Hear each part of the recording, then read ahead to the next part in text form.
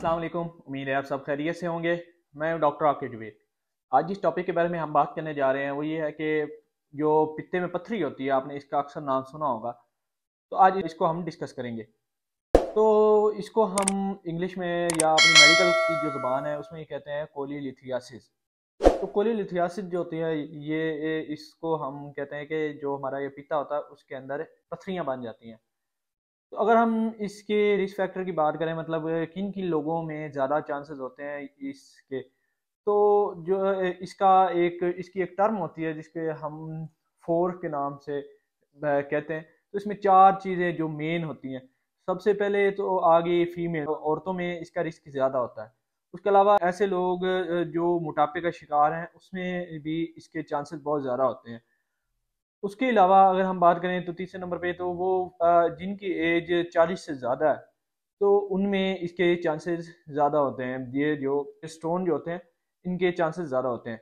ऐसी female like जिसमें multiple pregnancy की बात की जाए तो वो भी इसके रिस्क फैक्टर में आ सकती है। तो मतलब मल्टीपल प्रेगनेंसी का मतलब यह है कि जिसमें एक से ज़्यादा बच्चे हों, तो उनमें इसके चांसेस ज़्यादा हो जाते हैं। उसके अलावा अगर हम कुछ और रिस्क फैक्टर के बारे में बात करें तो उसमें ये होता है कि जो लोग हैं ये ओरल कॉन्ट्रासेप्टिव पिल्स वगैरह जो खाते हैं, मतलब ये जो बच्चा कंसीव ना करने वाली जो गोलियां होती हैं, तो वो जो ज़्यादा यूज़ करते हैं तो उसमें भी इसके चांसेस ज़्यादा होते हैं।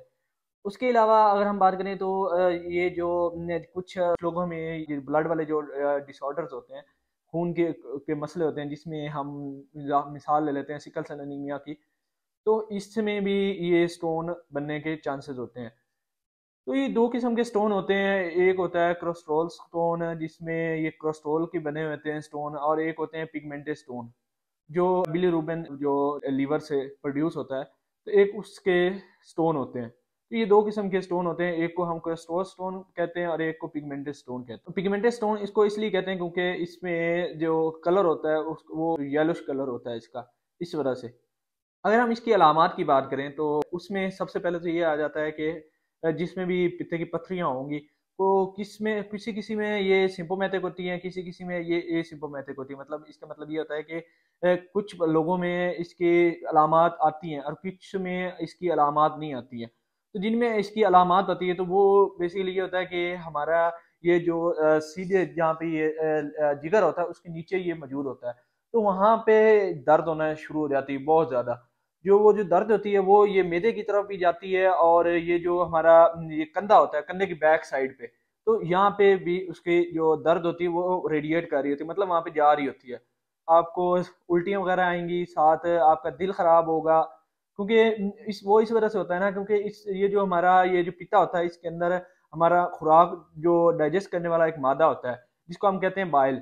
तो अगर ये डिस्टर्ब हो जाए तो इससे हमारी ये जो खुराक होती है ये भी डाइजेस्ट नहीं प्रॉपर होती है, क्योंकि वो मादा तो आ नहीं रहा है। तो इस वजह से इस तरह की अलामात आती हैं। और इसके अलावा इसमें हम जॉन्डिस भी देखते हैं। उसके अलावा अगर हम इसके इन्वेस्टिगेशन की बात करें, फॉर एग्जांपल कि ये कैसे हम इसको हम देख सकें, हमें पता चलेगा कि कौन सा ऐसा टेस्ट है जिससे पता चलेगा कि हमारे पित्ते में ये स्टोन वगैरह हैं। तो सबसे पहले तो हम इसमें अल्ट्रासाउंड करेंगे, क्योंकि अल्ट्रासाउंड में इसका पता चल जाता है कि आपके पित्ते में किस साइज की पथरियां हैं, और इसके बारे में कंप्लीट इन्फॉर्मेशन आपको मिल जाती है अल्ट्रासाउंड में।